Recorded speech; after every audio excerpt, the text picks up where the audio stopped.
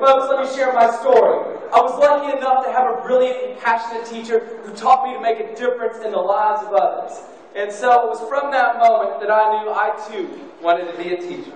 In 2004, I got the opportunity to watch a young Democratic Senate candidate state that, if there's a 12-year-old who can't read and that isn't my child, that hurts me.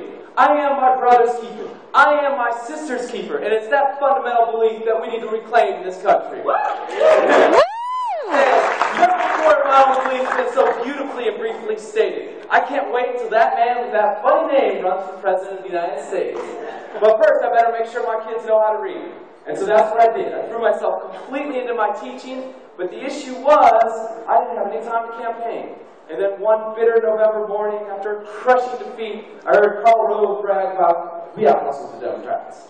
And I had asked myself, what did I do to make a difference? The answer, not enough. So I joined the Arlington Democrats. I joined the Progressive Grassroots House of Delegates campaign. I said, what can I do to help? And a nice lady, she said, you can make phone calls. I said, what else can I do to help?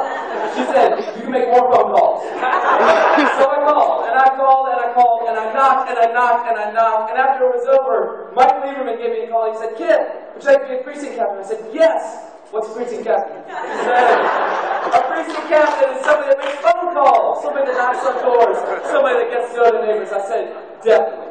Folks, I gotta tell you, the key to being a great precinct captain is the same key Barack Obama practices as a community organizer, and that is you have to build a great team. And I was so lucky to join a remarkable team that included Charlie Conrad, and because of him, he's been instrumental in my success as an organizer. And it was because of this great team that I became the best precinct captain of the year, an area chair, and now the chair of precinct operations. In 2007, when President Obama declared for President of the United States, I joined immediately the campaign. We gathered petitions, we made phone calls, we knocked on doors. And in 2008, I stepped it up to a fierce pace, giving up nights, weekends, and then it got to the point, so I kept going. I won Campaigner of the Year in 2008, stayed in 2009, got Virginia Young Democrat Male Volunteer of the Year, won Campaigner of the Year again in 2010. Folks, I'm no summer soldier.